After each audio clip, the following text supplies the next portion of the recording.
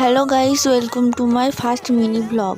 তো দেখতেই পাচ্ছি আমি সকালবেলা উঠে স্নান করে নিয়ে, কারণ আজকে ছিল 26শে ফেব্রুয়ারি মহাশিবরাত্রি। এই শিবরাত্রির পুজো আমরা কম বেশি অনেকেই করে থাকি। আর আজকে আমি যাব মাছদিয়া শিবনিবাস মন্দিরে।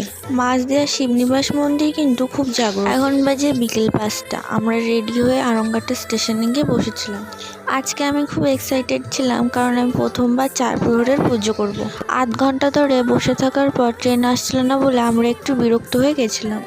প্রায় 15-20 মিনিট লেট করে ট্রেন এসেছে। তারপর তারকনগর স্টেশন নেমে টোটো ধরে পৌঁছে গেছিলাম শিবনিবাস মন্দির। প্রায় 8 কিলোমিটার হাঁটার পর আমরা মন্দিরে পৌঁছলাম। সেখানে গিয়েও দেখি সব থেকে বড় শিব মন্দির মানে রাজরাজেশ্বর মন্দিরে প্রচুর লাইন পড়েছিল।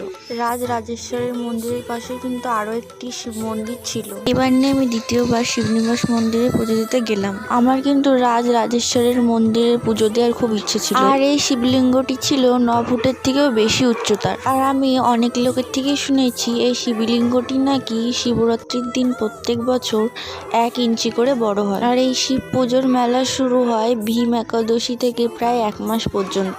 সারাদিন উপোস করে আর মেলা ঘোরার ইচ্ছে হলো নয় ভিড়ের মধ্যে। তারপর আমরা তারকনগর স্টেশনে এসে বসেছি। এখন বাজে রাত 8টা 10। আর আমাদের বাড়ি পৌঁছতে পৌঁছতে প্রায় 9টা 9:30 বেজে। আর আমি বসে বসে ভাবছিলাম কখন বাড়ি পৌঁছবো। বাড়িতে গিয়েও আমার বাড়ির শিবলিঙ্গকে পুজো করতে হবে। আর 9:30 বাজলেই যেহেতু প্রথম প্রহর ছেড়ে যাবে, সেই কারণে একটু তাড়াহুড়ো করে বাড়ি ফিরছিলাম। টাটা গাইস, দেখা হচ্ছে নেক্সট ভিডিওতে।